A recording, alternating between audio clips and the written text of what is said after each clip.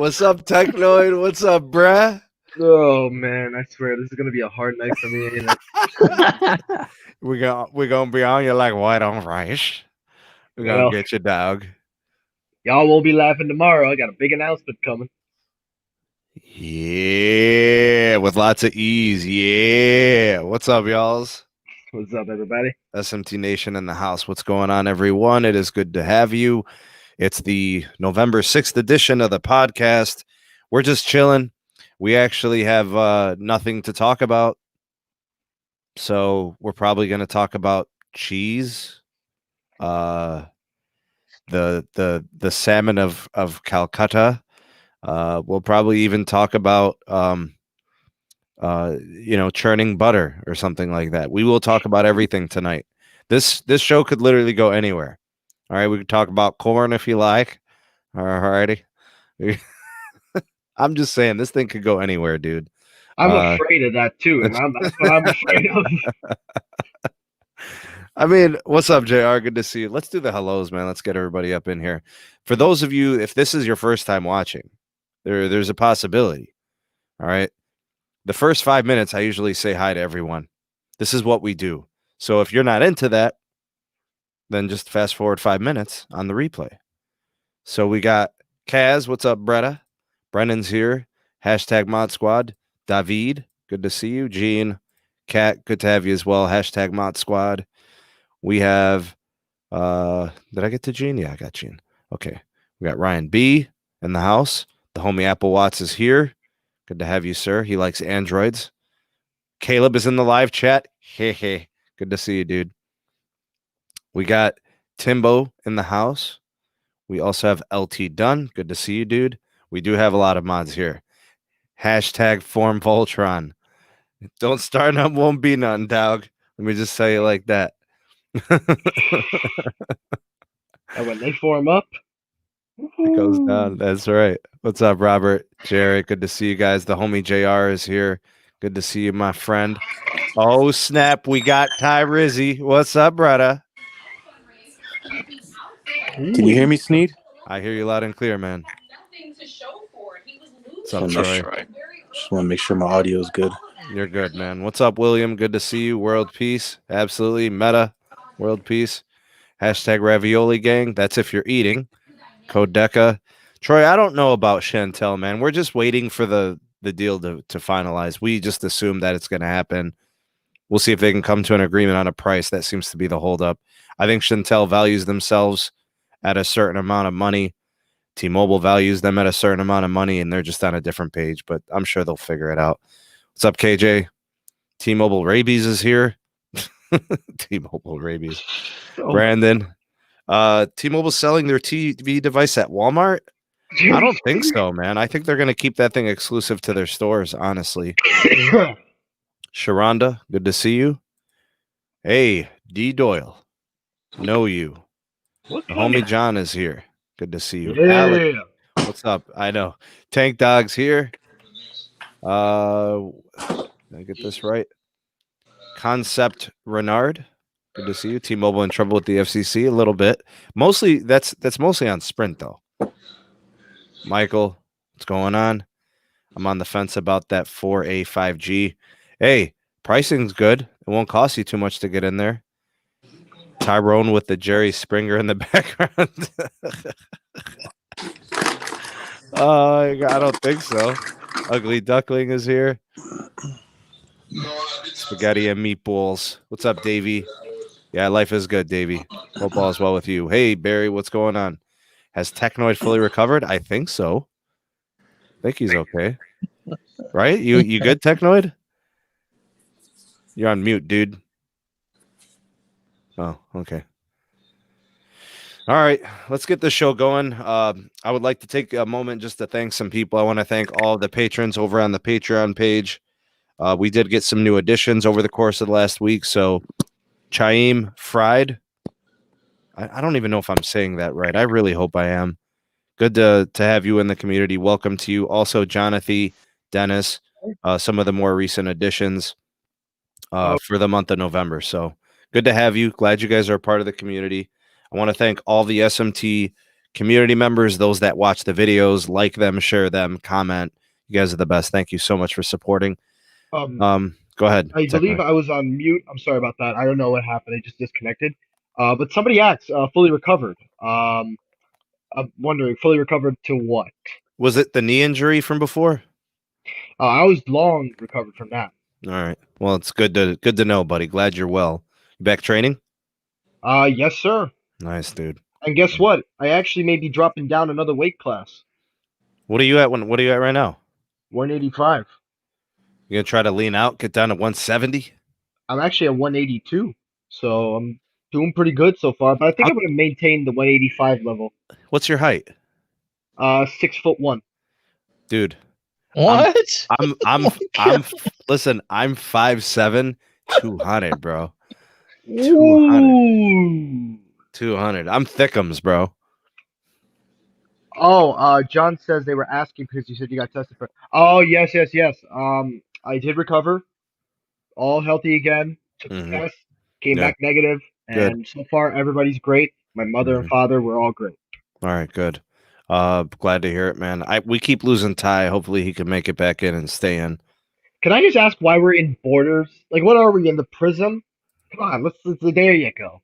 Open it up. All right, we want to see your decorum, bro. The chairs and everything, right?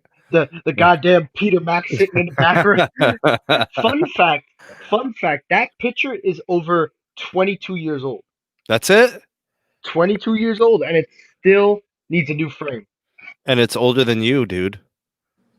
And it's older than me by 2 years. Oh man. All right, so let's kind of frame the show today. Tyrone, are you back? Yeah, I'm kind of having a hard time hearing everybody. I don't know why.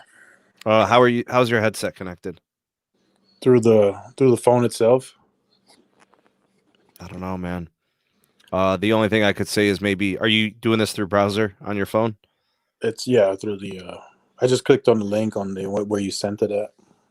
I was gonna say it's worth a shot to maybe clear your cache and start the browser over. That's true. You know, and then or maybe restart the phone possibly. What web browser are you using? Looks like. Did it open in Safari or Chrome? Jeez, we're losing him again. Yeah, we'll have to like, unfortunately, I guess probably have to say technical difficulties. Is that what they say it nowadays? Yeah, try opening an Edge. We have two Tyrones now.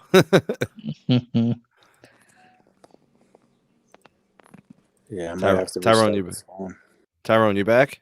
Oh, well, there you go. He's gone again. All right, we'll see if he makes it back. My brother Kimon, what's up, dude? Okay. Ooh.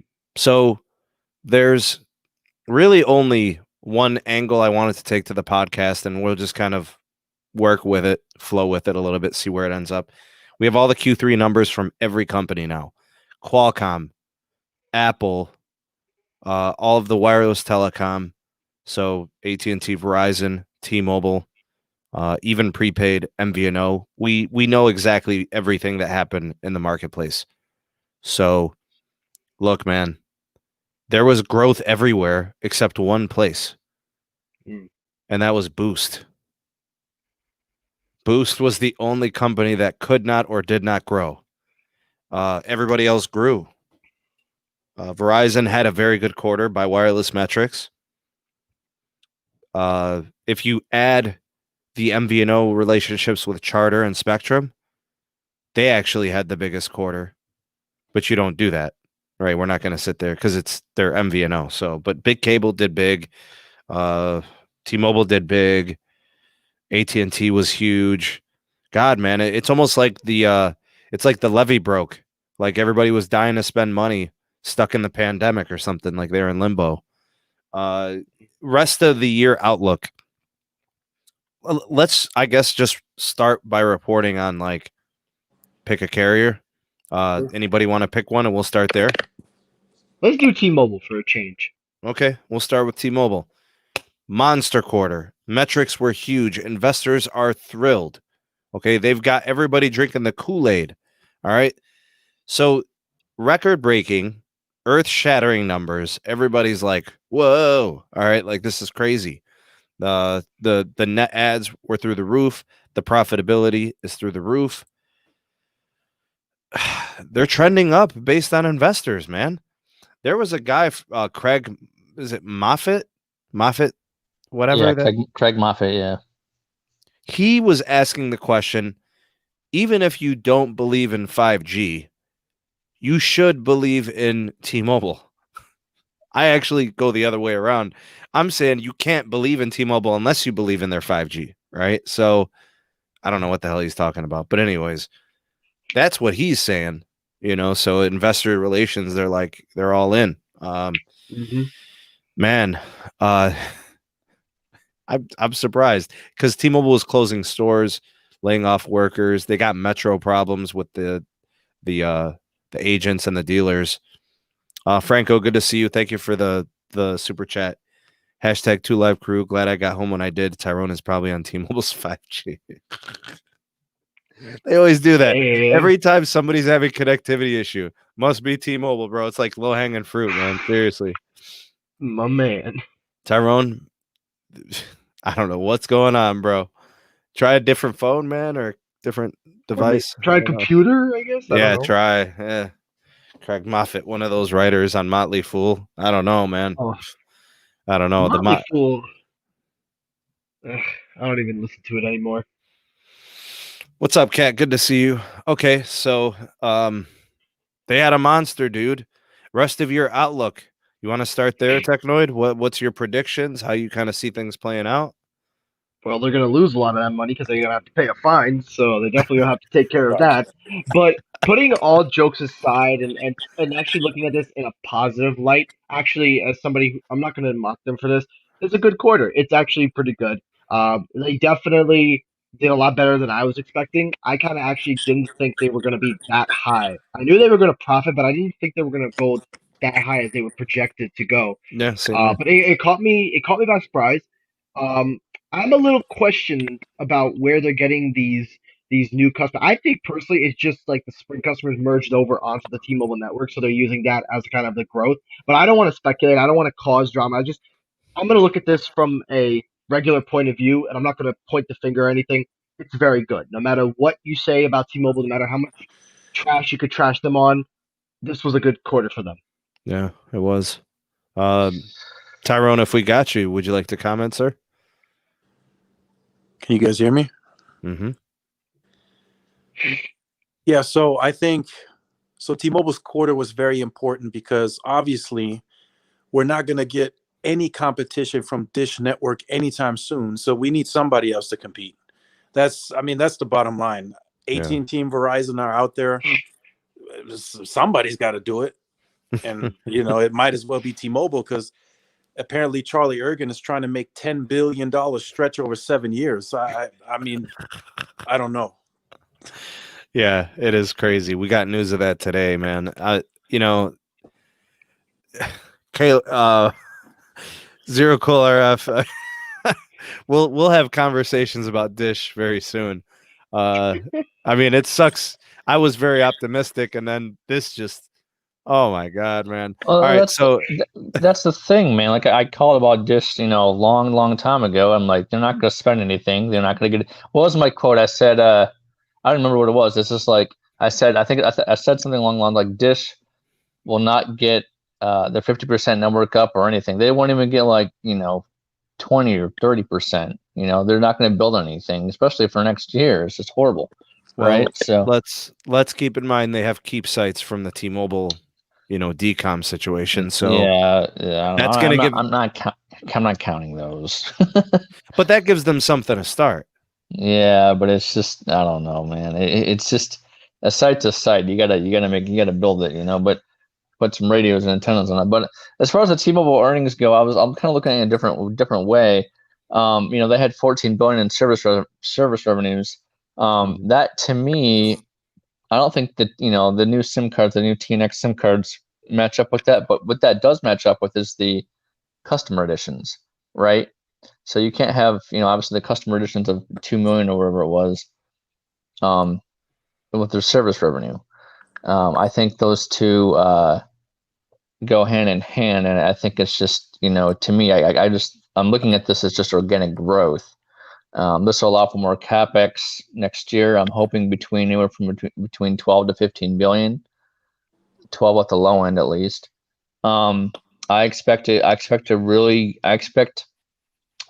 year, a really, really good year for T-Mobile, that they're going to, spend a lot of capex and bring out the spending, you know what I mean, on the network. So here's the thing. When Eugene is up there, and for those of you who are not getting the joke, Eugene is Mike Sievert, okay? All right. That is one and the same. Okay. Eugene is up there selling the world on T-Mobile investment. Okay. He's trying to get people to believe in them and their future. Old money is at AT&T. AT&T pays dividends. T-Mobile does not. That is one huge difference right there. Okay. Now, Verizon also pays dividends. People invest in those companies long term. They keep those investments for a while. Those are part of long-term portfolios. You know what I'm saying? How do people view T-Mobile? Because that's what an earnings report really is about, isn't it, Tyrone? Correct. That's where you give everybody a positive sign of how your company's doing. So the earnings is very important overall. And it also, lets your competition know, hey, you may need to wake up because we're getting ready to clean your clock. So, like Zero Cool RF just stated, I think a lot of that growth from T-Mobile was organic, and their ARPU is showing an increase. So those customers are coming from somewhere. I mean, apparently Dish is a donor now too. We're almost 5% churn. I mean, they're probably counting Dish subscribers, not. They might. I mean, Dish grew, Boost lost. Yeah, Boost lost huge. I mean, at those numbers, in a couple of years, Boost is gonna look really ugly. Cesar, thanks for the super sticker, man. Appreciate the super chat. I don't know if it's a dancing hippo or whatever. I don't get to see those on StreamYard. They just show me the number. I don't know why. Yeah. So thank you, man. I appreciate it. I wish I could see the sticker. So what I would kind of say after watching, listening, you do a little bit of reading. And Ty, I'll stick with you on this one just because I started with you on it. Yeah. Did investor perceptions change yesterday? Did the marketplace change? Are they in or out on T-Mobile? If they were out, are they now in? Like, is that the situation? That's a good point. I think a lot of them are starting to be in, because T-Mobile now is more interesting because of the fact that they just launched TV and they're going to do home broadband. So the investors are interested in seeing how T-Mobile does on that side of the business. Can that Un-carrier initiative that they're still pushing, can that work on the TV side and the home broadband side as well? I think that's what they're looking at the cash to come from over the next, let's say, 3 years. But they're not doing anything that the other carriers aren't. I know, but it's just weird how people are fascinated with T-Mobile and the brand. They just get people sucked in somehow. And then, the marketing too. Apparently they're going to get more innovative. I'm hearing more of these actors that they're going to spend millions of dollars on are going to be in these commercials. Oh, my God. More of the Anthony Johnson stuff, man. Get out of here with that. Nah, get out of here. See, don't tell me. That's the thing. So, like, you bring up the home broadband and you bring up the TV. Fixed wireless is going on with all the carriers. No. T-Mobile's doing it the most. Verizon kind of like number 2, and AT&T, they're like entry level as all. Nobody's doing TV more than AT&T. Verizon went with like some kind of like a media distribution pathway as opposed to traditional TV. Go90 was a failure, so they're definitely staying away from that. I think T-Mobile will have more success with T-Vision than Verizon had with Go90. Like, I don't think T-Mobile is going to get to the point where they have to kill themselves to keep their TV going or anything like that. Yeah. What are you showing me, Technoid? What is this? This was for later. Why are you showing it now? That's for later. Oh, all right, my bad, bro. I can't see. I thought it was a TV streaming. Just No. just to chime in real quick. I got some info on the home broadband and zero cool RF. You can chime in too. Apparently, how they're going to work it is it's going to have a certain amount of customer slots. So if you go into the tool and you put in your address and check availability, it may say, hey, the services are available in your area. Mm-hmm. But they have per zip code a certain amount of customers that they're allowing into that slot. Once that slot closes up and you put in your address, it's going to show that the services aren't available in your area. But that's not because it's not there. It's because they closed the customer slots because they don't want capacity. Exactly. They don't want the network to degrade too much. So they're only allowing a certain amount of people for now. Yeah, no, I mean, you're right. I agree with that. I heard something along those lines shifting through. It's basically you have to have, what they call the 50 megabyte throughput level, right? A threshold level, right? Yeah. From cell site to wherever your house is. Once that is met, then that's what that means is you have enough carriers on the tower to accommodate internet service. And then once that's met, then you have to deal with capacity needs at that point.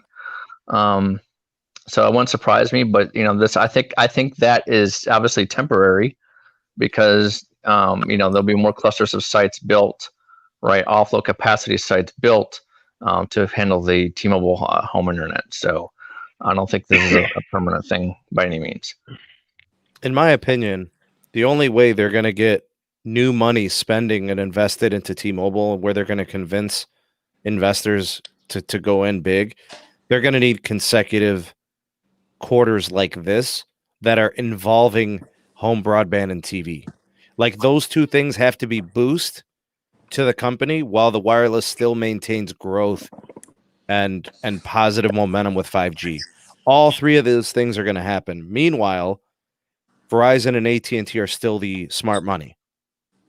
The classic investor is looking at those two because the debt from Sprint went somewhere and it went to T-Mobile. And you have two proven networks and two proven wireless companies. T-Mobile is now with the big dogs. They're really only officially 1 or 2 quarters into the new T-Mobile. They're just now showing some form of stability, which is good. But like I said, they're going to have to show a couple straight quarters where it's like it's like a trend as opposed to an anomaly. So and I think investors also are looking at the CEO and they're seeing, okay, well, there used to be this other guy with long hair. Where is he? Who's this new guy? Well, it's Eugene. It's Eugene Yackle. You finally caught. You know what? I got an official image of Eugene Yackle. You want to see him? I mean, he looks nothing like. Well, actually, no. He might look like Cesar. But listen, nothing personal. Anybody out there named Eugene, you're the best. If your name is Eugene, you are phenomenal. I'm just joking about Mike Cesar. It's all good, bro. Here, I'll show you Eugene Yackle. You want to see? This is. I'll show you who. This is actually a real thing, and I'm not even making this up. I'll show you right now. You can share it on screen. That's Eugene Yackle. Oh, it's so good. Hey, Ty, what do you think, dog? Yeah, that's man. That's him. That's him, bro. That's him. That's really close too. What city is headquarters in? Bellevue? Yeah, Bellevue. Yeah, there's a picture of that at Bellevue when you walk in the doors over at headquarters. That's a good one. I like that. No, so fun fact, I'll tell you all the truth. Eugene Yackle was actually a YouTuber back in the day. He was a troll YouTuber. So back in 2010 and 11, trolling was like the biggest thing, and he rose up back when trolling was big. And then all of a sudden, one day, Xbox gave him a lifetime ban, and then he was gone. Oh, dude! Wow. But his legacy still lives on. All right. So we got T-Mobile pretty good. big quarter. We'll see if that positive momentum continues. Technoid, you are a newly transplanted Verizini customer. All right, so that's what Carlos calls him, Verizini. All right, so Verizon. Sounds like an Italian dish. I'm kind of hungry now. It is. What do you I know it's been a few weeks, but Verizon had a good quarter. Not perfect, nothing like T-Mobile's or even AT&T's, but it was a good quarter. Their soft launch of their home LTE is lackluster. They've got it like an X number of zip codes, but it's very spotty. I think it's probably a similar situation to what T-Mobile has. It seems like that would make sense. It's probably being managed the same way. Yeah. Because of like, degradation of network experience and wireless, those customers still get precedence, mobility. Yeah. So, I don't know. What's your take on Verizon rest of the year? Do you expect any big moves from them? Do you expect them to have another big quarter? Do you expect them to tail off? I mean, go ahead. Well, I don't really know because their quarter was pretty good actually, and well, we're gonna see a big boost in iPhone sales, and maybe presumptively from Verizon with the whole promo things that all the carriers are doing. I know they say AT&T is kind of the best place to buy the phone, but Yeah. Verizon actually had a really good option, and I'm telling you all right now that I pre-ordered the iPhone 12 Pro Max, and so this is kind of like my final goodbye tour with this. But I will say, as a using the T-Mobile network for as long as I did, and kind of watching how it's really becoming not just only more affordable, but I would say more consumer friendly. Because for a while, Verizon never really was considered consumer friendly, but recently with the added value of the bundle, and then also they've had this new program, Mobile and Plus Home Up Rewards program, which gives you a discount on your cable and your wireless.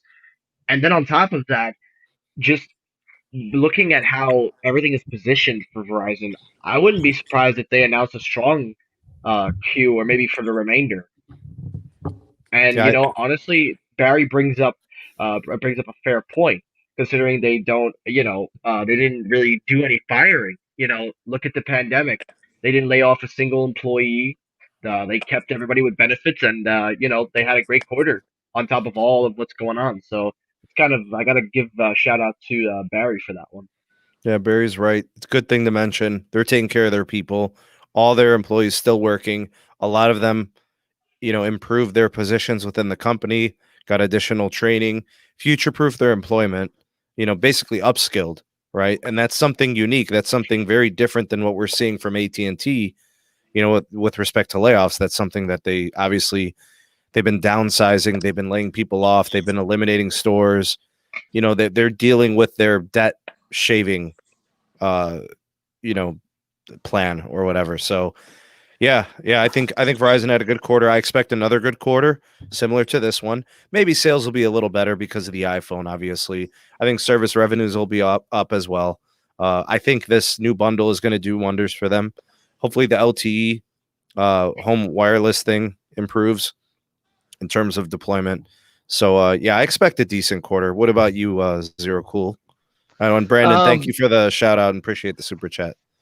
So, this last quarter, Verizon had really good numbers. Was it over 800,000 for subscribers, I believe. But their next quarter, they're going to take a hit on the C-band auction. If they're going to spend about 20 to 30 billion, and the estimated total is going to be like over 50 billion plus in the C-band auction. Some people are saying Verizon may have to spend 30 plus. Right, so it's going to be about 30 billion. So if you guys remember back to when they bought all that 700 megahertz spectrum way back in the day, I think that was around 10 billion, if I'm not mistaken, around there, 10 to 12 billion they spent. And they think about the C-band, we're going to be pretty much doubling that, right? So that's going to be a huge hit on their financials. But I think they're ready for that, though. I don't know. I hope so. I think they are too. But you will see a dip in capex come next quarter, just due to the fact that they have to spend so much money on the C-band auction. But they'll recover, and then subsequent quarters after that, they always do. Does it dip 25%? I probably want to say probably not more than 25%. Okay. Ty? Oh man, end of year outlook. I don't think this is the last we've heard from Verizon. I think there's more going on behind the scenes. They're consolidating smaller carriers. They're still doing that actively. We're still waiting on the closure of the track phone. That's not fully closed yet. They just closed the purchase of Chat Mobility. That's another smaller rural carrier. So, and then Bluegrass, that's another one. So that seems to be another strategy of theirs somehow to gain more coverage, maybe more spectrum in those areas that they're competing for those rural carriers. So I would definitely keep my eye out on Verizon still, but even, beyond the C-band auction, I think they're planning more stuff to be more flexible and more competitive in the market space. AT&T, that's a tough one, man. Earlier, about 2 hours ago, I'm hearing the restructuring of the company is going down to the employee levels, changing software on the laptop from something that's cheaper. So their cost reduction is very, very aggressive. Again, with their debt load, they're trying to get money together anyway, anyhow, to compete in the C-band auction as well. I want to throw something in about Verizon. So the one thing Verizon realizes, it's going to be cheaper for them to buy carrier coverage, right? So to basically just purchase, Bluegrass and Chat Mobility and all that. Plus, they also get market share. They're going to add customers. They don't need the organic ads. So if they're adding 250,000 subscribers every quarter, along with the occasional 50 to 100,000 customers from a company like Bluegrass or Chat Mobility, all those are wins. You're going to get spectrum. You're going to get assets. You're going to get network coverage in places where you didn't have it before. So you're improving your national footprint. You're increasing your market share and your revenue. It's a total win. It's actually better than purchasing expensive midband and building out there. So in my opinion, what they're doing is cost effective and smart, right? They're doing the double and triple whammy. They're double dipping, essentially. And that's what T-Mobile did on a large scale, right? They completely switched their market position and future-proofed themselves for 5G deployment, right? And they knew they would have the service revenue, and they knew they would have the customers, so they weren't scared to do it. The only thing that they were apprehensive about was definitely the debt load. That was probably it. Other than that, they were fearless in the transaction. Yeah, but I think Verizon is looking at it from a perspective. We know there's a carrier coming with boatloads of spectrum. They're going to lead in some of these network statistics maybe 12 months from now. So with these purchases of the smaller rural carriers, Verizon is deepening its network into more areas that T-Mobile is likely going to take even longer to cover in the next 5 years. So Verizon will still have that substantial network lead over T-Mobile, regardless of how you look at it. Tyrone, that brings up a point, and I have to say it again because I think sometimes people don't hear me. I made a point in one of my recent videos to say that T-Mobile is going to be the fastest carrier in some markets, and by a long shot. Like, they were going to be a lot faster because it's simple mathematics. There's going to be more bandwidth for them in these markets. So it would make sense that they're the fastest carrier. But if you live in a place right now that does not have T-Mobile coverage, the conversation is going to be the same 5 years from now. Chances are the network will not expand. It's really not going to. It might in certain parts, and that's going to be the hard part. Because of CapEx, we don't know where T-Mobile's going with their spending. But as of right now, if we assume it's being 10 and 12 billion, they're not going to grow the network in the situation of like expanded coverage. They just lost roaming agreements. Their network has been shrinking as of late, actually. So, and they're not, the plans are all to address capacity, not really to address coverage. So if T-Mobile natively covers 62% of the country right now.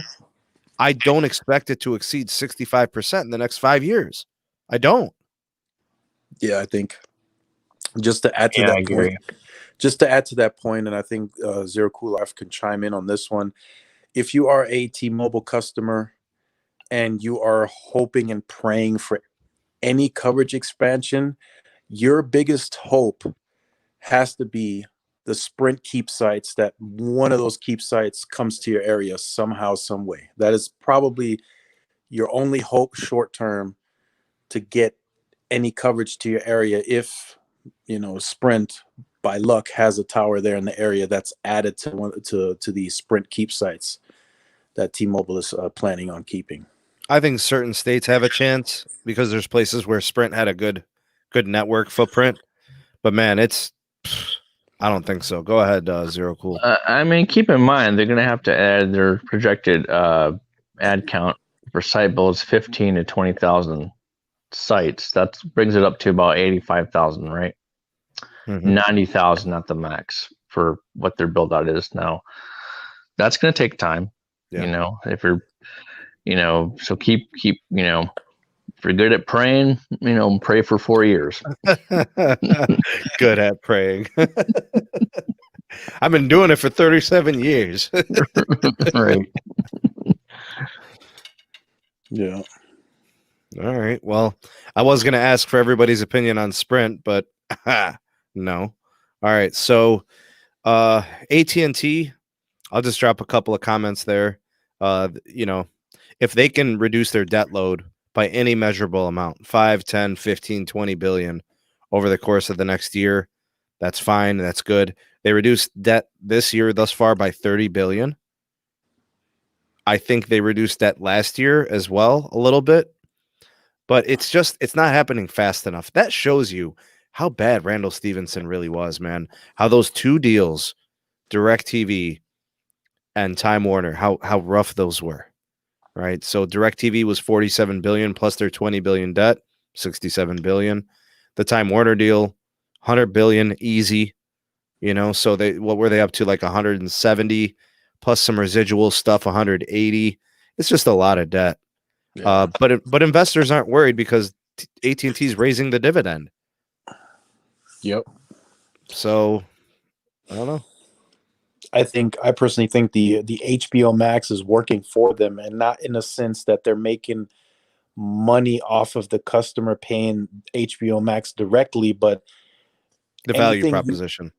Anything you add to your plan now, you can add insurance to your protection and you get HBO Max. You upgrade to the 1 gig, you get HBO Max. You upgrade to the highest wireless plan, you get HBO Max. So the ARPU is going up drastically for AT&T just by adding HBO Max to the value proposition.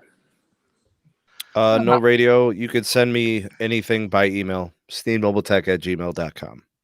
I'm going to throw out a wild card here. I think AT&T is really going to fight Verizon on the C-band auction and really go into more debt if they have to. I just think they see this as too valuable. I don't know. I think Verizon and AT&T are really going to go at each other's throats over this. Okay, first 100 megahertz. How's it playing out? The first 100 probably goes to AT&T. The next 80 goes to. I'm sorry. The first 100 goes to Verizon. The next 80 goes to AT&T. You got Verizon taking the entire first 100? Yeah. Wow. Yeah, I think so too. Wow. By the way, Sneed, I wanted to ask you really quickly. I know the whole 280 is going to get auctioned off on the same day. Sure. Yeah. It's likely going to take roughly about 3 months for the full auctions to take place. That sounds about right. Wasn't CBRS about 2.5? It was like 10 weeks. Yeah. So there'll likely be a quiet period, all that good stuff. Sure. We know the first 100 megahertz is going to be made available in the top 47 markets. Is that going to be the same for that other 180 megahertz, or does that expand into other markets? No, that expands to other markets. That's national. Correct. Yeah, this is national. Zero Cool RF, we talking PALs of what, county size? Yeah, correct. Yeah, those are actually PALs, correct. PALs, county size. Okay, so they're big. It's big access. Right. That's why C-band is Metro such a areas. big deal. C-band is it's prime spectrum, it's large channel potential, and it's high power. So it's everything that the carriers want and need. What's interesting is CBRS really was a focus for like specific areas. Even Verizon cherry picked CBRS. The only company that didn't cherry pick was Dish. They were a little everywhere, right? As opposed to Verizon, who cherry picked. Yeah. They picked, was it 40 something markets or something where they got like 40 something? I forget what it was. Right. Yeah. I mean, if you got to think if you're John Stanky, like, what do you think if you're him? Like, Verizon's going to spend big. How do you capitalize on that? Do you do what Verizon's going to do too? Do you try to outdo them? Do you risk more debt? Like, what's the? I think it's going to pay off in the long run. How's it going to play out? So here's the logical thing. AT&T is in a better spectrum position today than Verizon is. Verizon is desperate. So here's what I learned, bro. When fighters have their back up against the wall, they start flailing and they go for broke because they're about to get finished.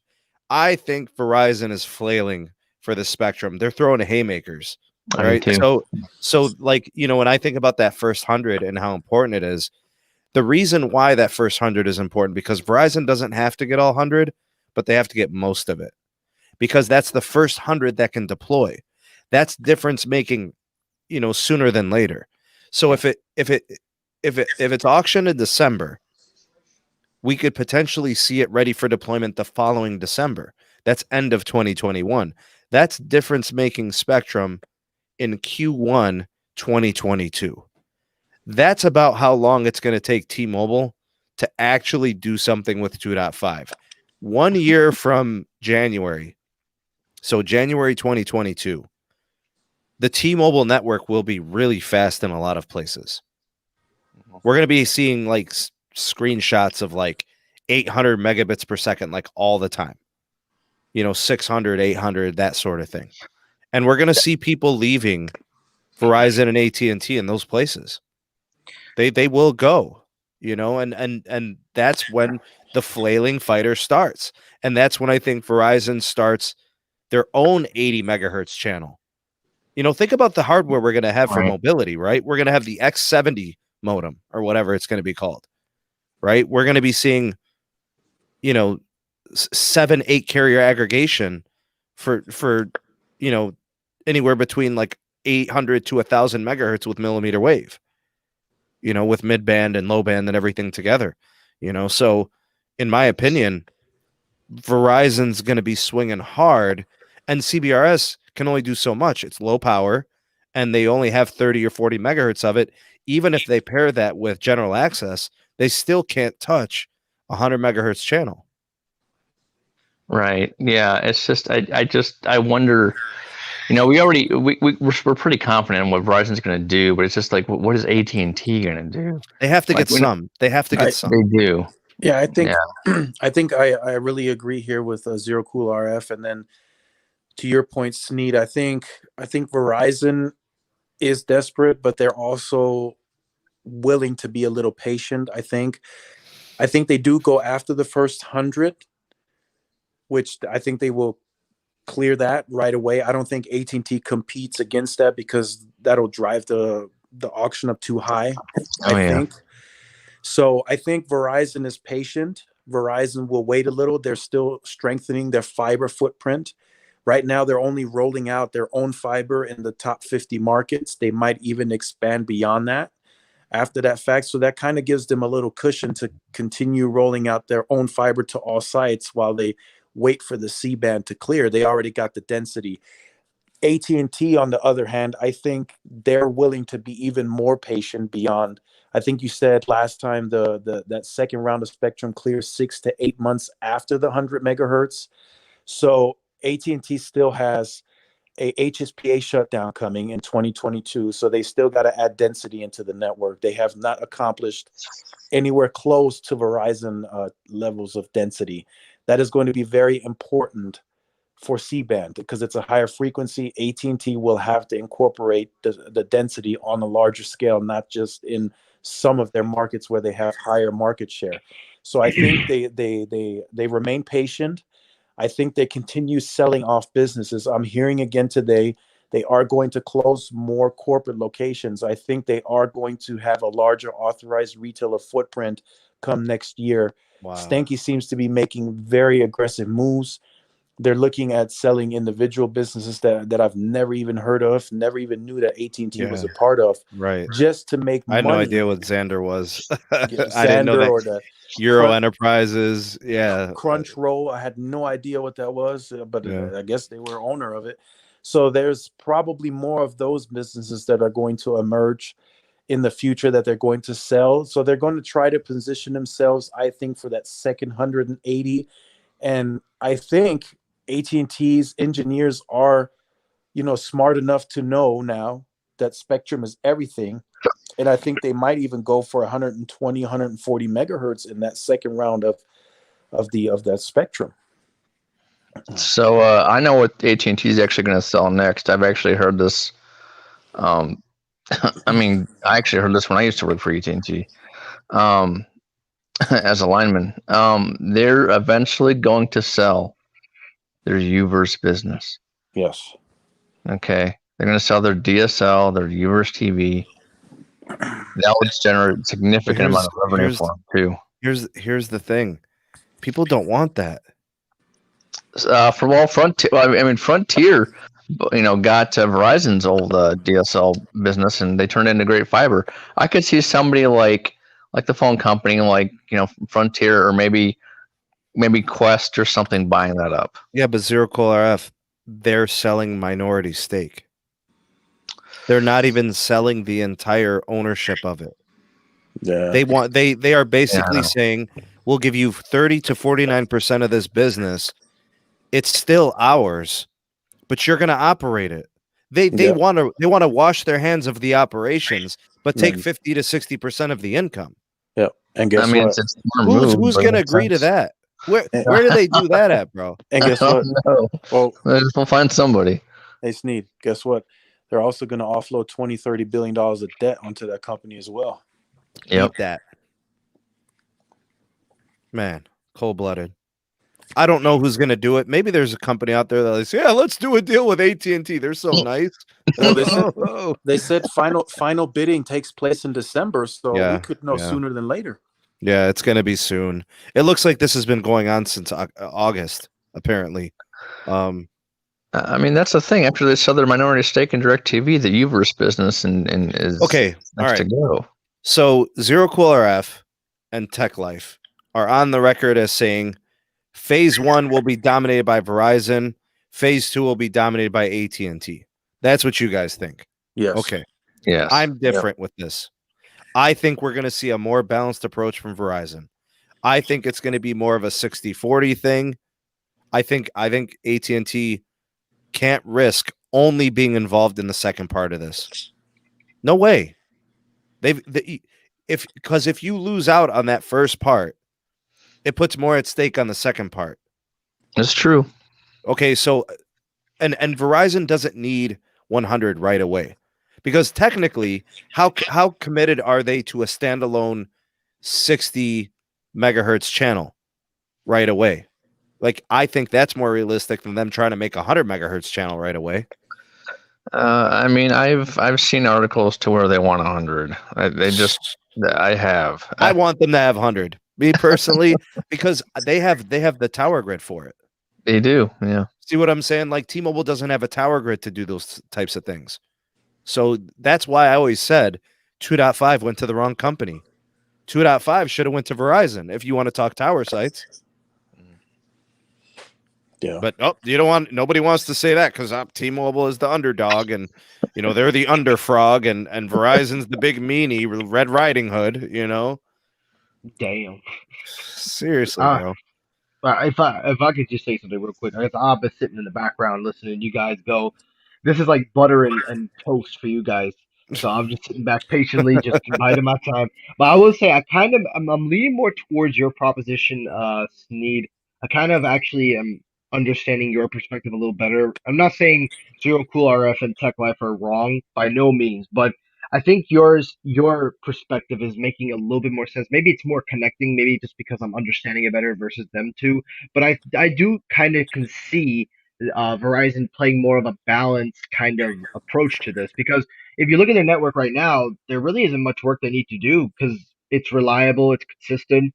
And from where I live, where there used to be like tons of dead zones and areas that you would think could need a lot of work, I haven't noticed a dead spot on the island. And I won't lie to you, it's been LTE plus. I haven't seen LTE once. So Well, let me tell you why Zero Cool RF and Tyrone are saying what they're saying. They know that AT&T has a lot of debt. They're basically saying that they might not be able to play much in the beginning. Yeah. Right? Like in that so the second they won't have to owe any money on that spectrum until that spectrum is repacked. So from what I understand, that second 180 megahertz phase, that's several months after the first phase. So that gives them more time to prepare. Right? Verizon has operational debt right now. They're just biting the bullet and saying we need the spectrum. What are we supposed to do with we've had 120 megahertz of sub 6 for like the last 10 years. We can't keep doing this. Like, what are you going to do? It's going to take you 20 years to build a millimeter wave. You know, you're going to have to do something in midband. So that's where they're coming from, I think. Yeah, you're right, Sneed. I think that's Verizon's biggest issue. And I do think that if T-Mobile at some point gets their 100 megahertz channels out there, I don't think Verizon is willing to risk losing their top spot on root metrics, because you have third-party testing out there, and if T-Mobile has a chance of starting to claim Ookla root metrics, then that could also be, and they're going to let the public know if that is the case. Well, now they hate root metrics, but they will love root metrics next year. Yes, they will love them. Yeah. So I'm reading a research note from Moffat, and he said C-band is the only realistic path to assembling a block of 100 megahertz or more of continuous mid-band spectrum for the foreseeable future, and Verizon needs it to keep pace with T-Mobile. Now, that's the good thing. The more spectrum you get, the more continuous blocks you have of it, right? Mm-hmm. Okay. So that's why I'm still going with this 100 megahertz argument, because I don't see like foreseeable spectrum swaps really that in the near term future regarding the C-band, right? It's because it's such a high commodity. Sure. The goal for Verizon, think about it. And here's the other thing: the CBRS plus the C-band auction was 350 megahertz, but Verizon, they said they would need like, as far as the total goes if you combine the CBRS and the C-band, Verizon would need 200 megahertz and AT&T would need about 140 megahertz, right? They're going to leave probably T-Mobile on the cold, but as far as the C-band goes, who knows if I still can't think if T-Mobile might will bid or not. They might pick up the entails of the C-band auction. They may not bid. I hope that they do, but who knows? But Zero Cool, I think they're bargain hunting at the end. They're getting the shake at the end in those markets where they don't have the 2.5 in large swaths. Yeah, they'll snag a 20, 40 megahertz piece, in a dozen markets. Remember what they did with CBRS? It was literally a dozen markets. They literally got it in like 12 or something markets, and they spent like 400 million or something. Yeah, I think that they'll pick up some tail ends here on the C-band, but it's just it begs the question that Verizon knows they need at least 100 to. They need at least 100. The reason I'm saying this, they need at least 100 megahertz to maintain great capacity levels with their C-band. They can't really do it with, I would say, they can probably do it with 80. They definitely probably wouldn't be able to do it with 60. Okay, so let's do the math. T-Mobile, should we just call it 300 sub 6 or 320 megahertz of sub 6? Well, they have 318 megahertz. Okay, 320. Sure. Verizon has 72. What do they have? 117, 120? 120, Okay. I think, if I serves me correctly. AT&T is 170. 70, 180, yeah. Okay. C-band. Well, now we got to count CBRS. Okay, so give Verizon another 30, 40 there. Okay, so that brings them up to 150, a little closer to AT&T. C-band, if they get 100 megahertz, and that's at least, that's worst case scenario. Verizon leaves with 100. I think that's worst case scenario. That puts them at like 250, still way behind T-Mobile. Right, exactly. And then AT&T is going to need at least 100 out of this. That puts them at 280. They're still technically in the same position, right? They're still third.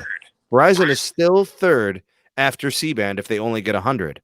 That's why I've leaned towards Verizon doing 80 and 80 and having balance and ending up with 160, like, and then maybe AT&T leaving with like 60 to 80 or something like that, and then whatever happens with the rest of them, the cable operators, T-Mobile and Dish, whatever. I really do think Verizon's walking away with 160 to 180 megahertz in balance. In balance. Seriously. I think the 100 first is going to go, and then another 60 after that. I mean, I can't see a better way. I see other ways, but I don't see a better way that it works out for Verizon. Yeah. We'll see. Also, do we know what the pricing is going to be on that C-band, because they know that the carriers are hungry for the spectrum. So are they going to make it expensive? So the estimated model is Verizon's going to spend about $16.25 billion. The total cost of the auction was anywhere between about $50 billion, right? So that's the thing. I don't know. I just have this feeling that Hans Vesterberg is just going to, clean some clock at the at the C-band auction. He's gonna get the first 100, and the next 60 to 80 after that, and then whatever AT&T can get in between. The indicator for how we know Verizon and AT&T are going to go big is that Verizon cherry picked CBRS and AT&T did 0 CBRS. So to me, those are indications that they're going to spare no expense. The money bags are coming. This is the most important mid-band auction ever. There will never be one like this due to stakes. By the time we get more mid-band auctions in the future, it'll be just a different feel. You know what I'm saying? It won't feel like this. This feels, it has urgency to it.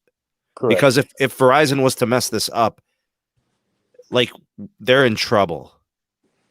If AT&T was to mess this up, they're in trouble. T-Mobile can't mess this up because they don't even need to really get involved. No, they don't.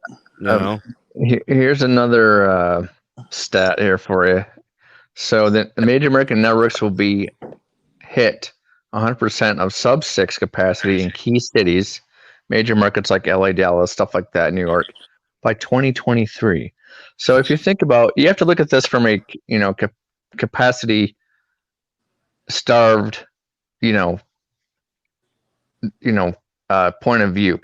Think about how capacity starved they are now. Verizon is, right? Now fast forward till 2022, 23, right? Just think about how much they will need. So it's like a game of, it's like a game of the future, right? They need that 100 megahertz of capacity, because if they don't, you remember how bad their 700 megahertz was first, when they first started off, right? It's going to be way, way, way worse than that. And that's why I think, they're just going to, get as much of it as they can. Yeah. But Zero Cool, don't you think that's also part of the millimeter wave strategy? Yes, it is. But like I said, of course, absolutely. But, the millimeter wave, yes, it's on macro sites, but here's the thing about the C-band. Obviously that spectrum, that mid-band spectrum, is like gravy on towers. It's like you're pouring liquid gold on your tower and, giving it the Midas touch, right? Yeah.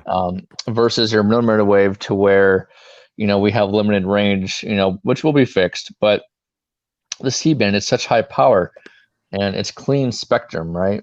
There's no interference on it, like that you get with kind of like the millimeter wave. And that's the thing. It's going to be high capacitive and at least hopefully 80 to 100 megahertz of continuous spectrum per channel. And that's the thing that I have a feeling, well, like I said, December's coming up and all the articles that I'm reading, even the trials that they're doing, it says here, Verizon expands C-band tests with Samsung and Ericsson. They're actually testing in 100 megahertz channels. Yeah, that makes sense. Right. I said the carrier that was going to win 5G was going to be the first to have a 100 megahertz channel national. Yep, exactly. That was going to be so, and that's why I said, like, here's T-Mobile's chance. They're the only one that can currently do a 100 megahertz channel, basically nationwide. Yeah. I'm reading another article here. Verizon asked the FCC permission to test mid-band spectrum 100 megahertz on 3.7 to 3.8 in Sunnyvale, California, right? So the goal for them is 100 megahertz channels, and that's, these articles and my network RF knowledge, and that's why I think they're just going to do everything they can, come hell, high water, to get 100 megahertz channels at least, and pick up everything else after that they can. Regarding the C-band option. Yeah, I do think that should be Verizon and AT&T's goal, is to at least get 100 megahertz, because at some point over time, T-Mobile in a lot of markets, they can do 100, they can go 120, they can go to 140, they can go to 160. In some markets where it's not fragmented and it's contiguous, they can bump it up to even higher levels. They can turn up the heat more. And in the next 2.5 spectrum auction, T-Mobile is likely more interested in spending on that one, because that can make some of that spectrum more contiguous in markets where it's fragmented. Sure. Exactly. Actually, Sneed, if you want to check your Twitter, man, I just sent you the application of FCC file to test the 100 megahertz in the C-band auction. So I don't know if you can put that on the screen. It's actually public knowledge, and this is actually the 100 megahertz that they're actually testing, and this, they're definitely going to go all out and get this done. Should be good for them. I will try to do a screen share. Okay, here, boom, Chrome tab. I haven't done this in forever, man. There we go. All right, so here it is, Basking Ridge, New Jersey. Yeah, buddy. So this is a new license. Oh, did it not work? No, it works. I just don't know if can you blow it up? Or is it blown up enough? I don't know. I can't. There we go. That's the best I could do. Okay. All right. So research project. Looking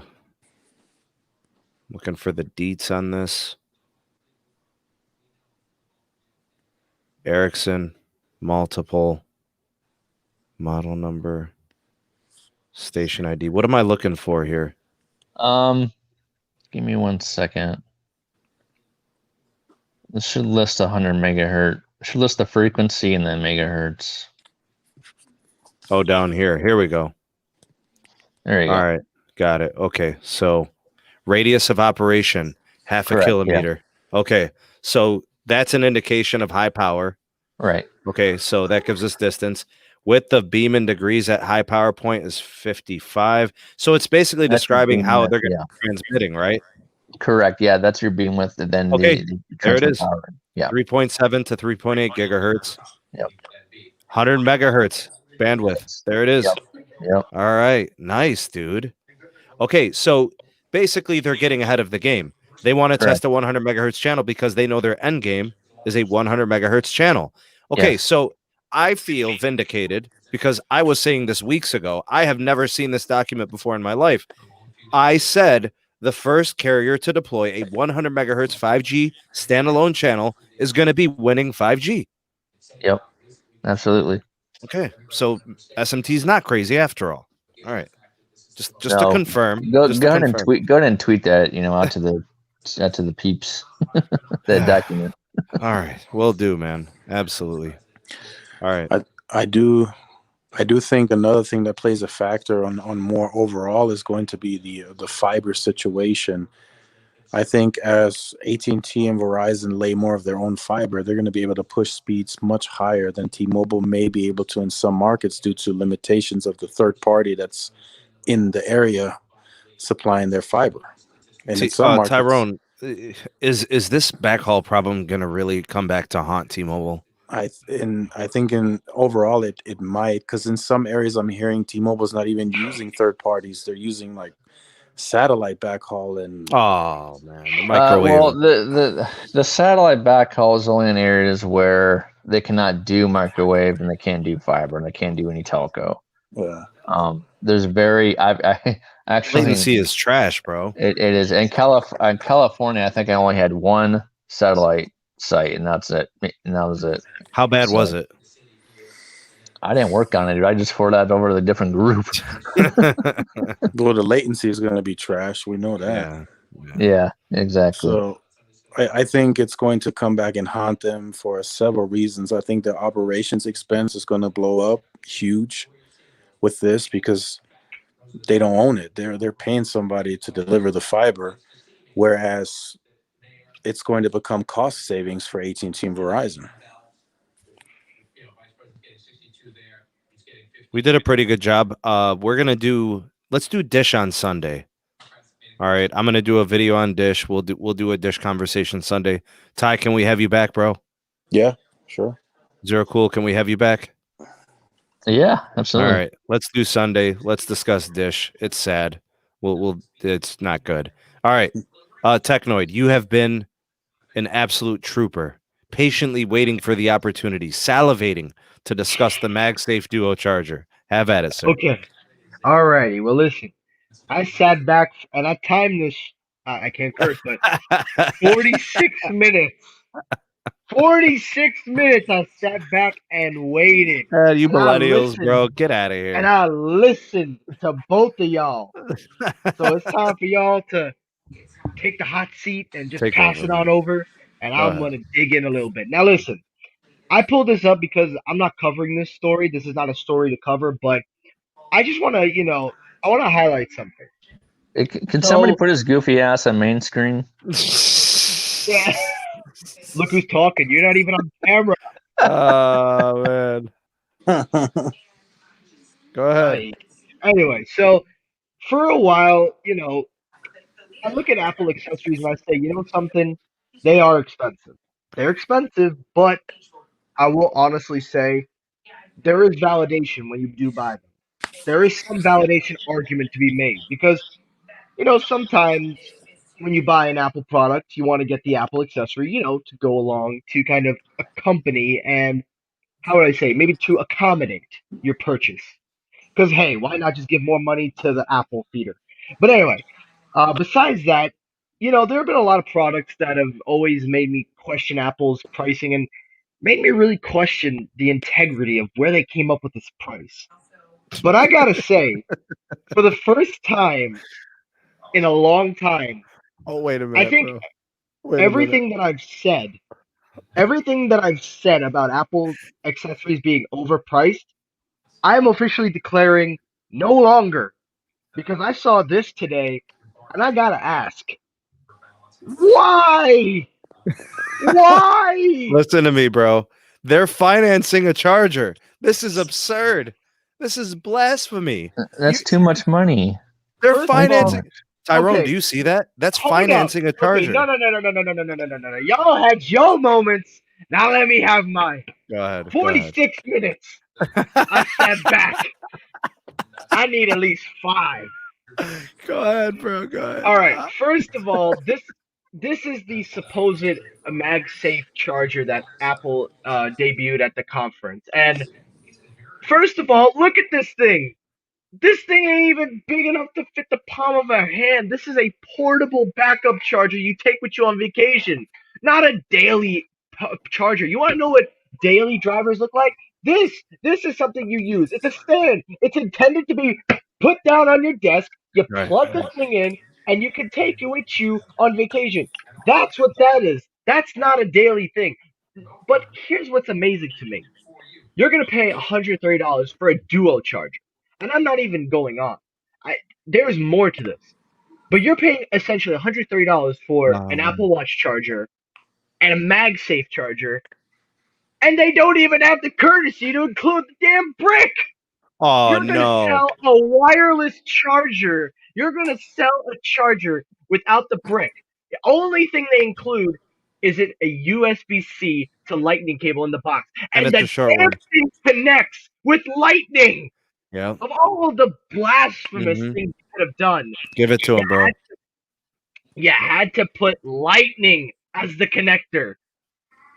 But here's the thing that why I call this an overpriced piece of garbage. Because if it was a triple charger, I would have said, okay, you know what? At What do you least mean got triple charger? Phone, 2 phones, and a. that's where I'm about to show you guys. This is why I considerably, and I'm telling y'all, if you have a value for money, if you value your hard-earned money, I recommend you spend an extra $20 more for $150 and pick this up. And why don't you show it? Yeah, I just shared the image. Why don't y'all be smart and go with a third-party option that not only includes 3 different chargers to charge all your accessories if you're an iPhone user, but also it's intended only for Apple. That thing's But nice, most of dude. all, it's an innovative new way on charging. Listen, I'm not going to play the video because I don't want you to get taken down. But this is the only, to my knowledge, the only MF certified MagSafe third-party accessory, and of course Belkin would have it. But just Yeah. look at the design. It's nice, innovative. dude. It feels Apple-y. It's got 2 magnetic coils. It's got a wireless cheap pad in the center. Even though it's intended for headphones, you could probably figure out a way to slide something in there. But that's not the point. The point is this is something I can justify for $150. MagSafe dual charger? No. So Bro, they're I would, financing that charger, Mike. even so, finance and not, even if you pay $10.75 for 12 months, just think about it though. At the end of the day, you're still paying for a dual charger. You're paying for this. Ultimately, this Wow. portable piece of I can't even curse. This is terrible. And Yeah, it's not a terrible product. I'm not saying it's a bad product, but come on. There is no justification here to buy this over the Belkin. no way. There's no justification. No, that Belkin product looks really good, Mike. That looks pretty nice. That and trust me, this is certified. This is a certified Belkin charger. This is something that Apple said, you know what, it'll activate 15 watts. So this will give you the 15 watts of MagSafe. And here's the best part. The adapter that you use in the end piece, that's a whole solid cable. It uses a 240 volt outlet and uses 120 volts to charge the thing. Not a 20 watt USB-C power brick. It uses an actual converter because you're supplying triple things in one. Sure. Now, we don't know exactly if it's going to throttle speeds, but the point is this. If you're going to spend money on overpriced accessories, don't go this route. Go this route. This gets the Technoid seal of approval. Nice. Hey, Tyrone, you're an Apple guy, man. If you're buying one of those products, which one is it? And you know what? I got a question for you, Tyrone. Yeah. I've been waiting to ask you this. Do you condone this? Do you justify $130 for a dual charger versus $150 for a triple charger made by Belkin? Let me hear it. I'm going Belkin all the way, man. All the way. There we go. Way. Yeah. Hallelujah. That duo, that MagSafe duo charger, that is not the move, dude. Yeah, it looks cheaply made. Like it's cheap.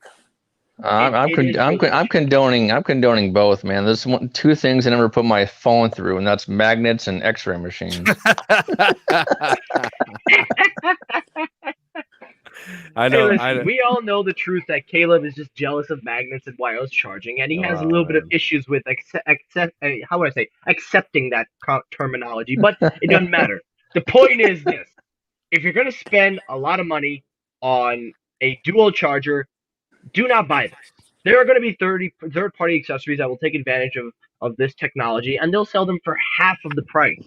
However, if you do want a premium experience, go for the triple charger. And it comes in black too. Now that black looks, that's a charger, ladies and gentlemen. Nice. That's what you call a beautiful piece of artwork. Good job. Good job. I just want to throw something in real quick. You guys do know that T-Mobile finances cases, right? Just want to throw it in there. Yes, I've heard of financial. They'll let you finance a $20 case. How do you finance a $20 case? At like 20 cents a month or something like that. Are you serious? Yeah, they'll let you do it. And headphones too. I was wondering if I could finance their bags, like T-Mobile bags. Hey, do that? What are the chances they let you finance a T-Mobile Tuesday thong, bro? Will they let you do that too? I hope they'll let me do free, that. so you won't have to finance those. Ooh. Bruh. They don't. Isaac says they don't. I think Isaac I feel like Isaac might be an employee. He may know. Oh. Shots fired, I suppose. Shit, I remember I was able to finance headphones and cases. Shit. You know what the thing I will say the thing that shocked me the most, and I know I'm talking about these others, but the thing that really shocked me the most is that it doesn't even include the brick. You're gonna sell a wireless charging pad without the brick. Like, are we all gonna finally realize that this is not the Apple eco-friendly move? This is just them wanting you to buy accessories. Like, can we all stop this environment-friendly argument once and for all? No such thing, bro. Does not exist in my world. They are not environmentally friendly. Their AirPods are non-recyclable. Every time you break something, they want you to replace the whole device. Their business model is built on destroying the environment. Thank you very much. You can tip me on the way out. And fun fact, I actually have another fact. Did you people know, and people watching, did you guys know that a new device is more likely to consume energy versus using your phone for a period of 2 years? If Apple really wanted to be environmentally friendly, it would produce phones every 2 years and save on e-waste if they really cared about the environment. Because the amount of consumption that you buy from a device and then having to recycle and then go through the process of manufacturing more and more. The point is this. Maybe there is an argument to be made that Apple does care maybe a little bit. I would say 1%. But at the end of the day, you cannot sit there and justify them removing a charging brick and then just so happenly to sell it and then remove it off their wireless charging pads. I cannot condone that. And anybody, Seaman, shut up! It's Eugene. You know, why can't Apple just make a phone that's like biodegradable? You know, it just degrades in 2 years. Right. I mean, that's what they do anyways. Oh my God. Want any proof? Yeah, I'll pull out something here. What you got? The iPhone 3G? What you got, bro? Oh, I got this little piece of plastic here. This was my iPad charger. So this is the end piece that you use on the MacBook Pros. They work. But if you guys, I don't know if you could see, but it's very, very flimsy. Like before, it used to stay up straight, it wouldn't move. But now, I don't know if you can hear it, it's very, very flimsy. So it's not really the chargers that are broken, it's just these little adapters. Now, this is a piece of plastic that consumes. I mean, it's just the little accessory. It doesn't really. Right. How many watts is that? Oh, that's not the charger. That's just the thing that goes into. You could swap it and place. God. Man. All right. I don't know, man. Anything else we're gonna get to tonight? T-Vision? T-Vision? T-Vision's in trouble, dude. I've heard. I actually heard about that, and I actually am kind of curious what's going on. Yeah, apparently, T-Mobile's got some issues with their programming. It's Discovery. It's is it Viacom NBC or something like that, Tyrone? Mm-hmm. Yeah, I think so. I think that's what it is. But on the earnings call, Mike Seaver sure did dodge that question. No, he shot it down. He said we don't have any problems. Everything's cool. This is the article, right? I just pulled it up here. I think this is what you're talking about. Yeah. Yep. Right here, T-Mobile said T-Vision was an ally to the programmers supplying its streaming channels, but in T-Vision's first week, 2 major partners are already objecting. Ooh, not good. You know, there's an easy fix for that. They just have to replace all those TV programming with advertisements from Mike. Eugene. Be good to go. Problem solved. The Eugene Show. Exactly. Hi guys. Everything here is fantastic. All right. Yo, And what there's up, the man. Lewis? There's the man that will get that MagSafe Duo charger. If I know anything, there he is, sitting right below me, right there. You're a little late, dog. Bro, go finance a damn charger for 20 cents a month.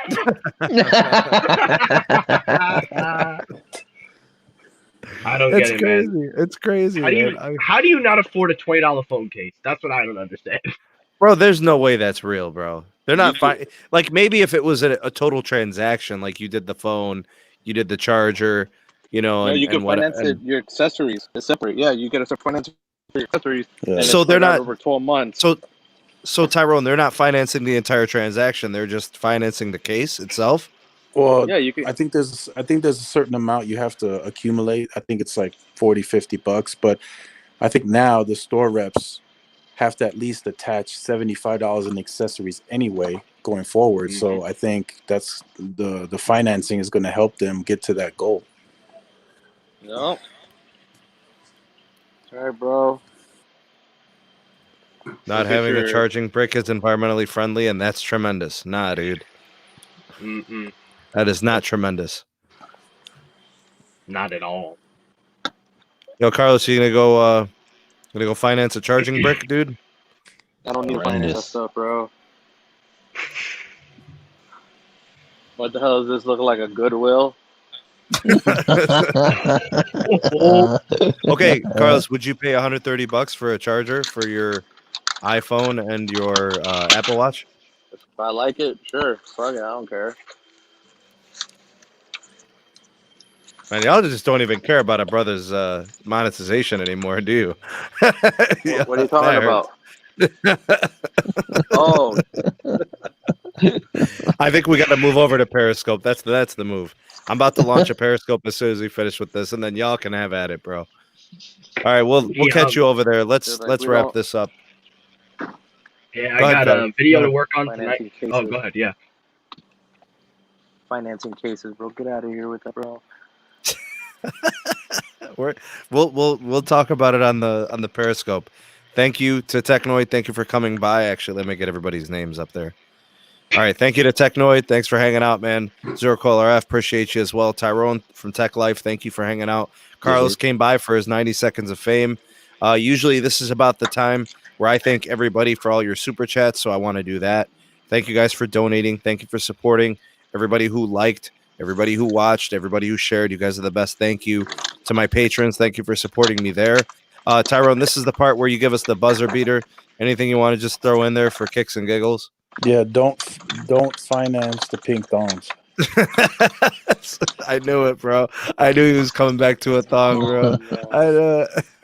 Friends don't let friends finance. The friends don't let friends wear man. thongs, bro. It's not a thing, man. No, matter of fact, friends don't let friends buy Apple's iPhone 12 Pro clear cases with MagSafe. Oh That man. is the ugliest design I've ever seen. I actually think that's worse than the lightning behind the mouse. I'll have to take a look, man. I don't know, man. I think eventually I'm gonna have to bite the bullet and get an iPhone 12 at some point, but I know I gotta get one for the wifey too, so we'll see, man. It'll be a good upgrade. Better All right. performance. Yeah, we'll see. I'm worried about the pricing. Our brother has bills, you know. Yep. I Oh know. no, Troy, don't wear pink thongs. Don't, please. No, Please. no. Damn, Red tag. He said, But we don't he allow said, I'll that take here, the man. L. No, don't take the L. All right, we're out this piece. Everybody take it easy. I wish you wealth. I wish you health. And we'll catch you on the next video. Peace. Peace.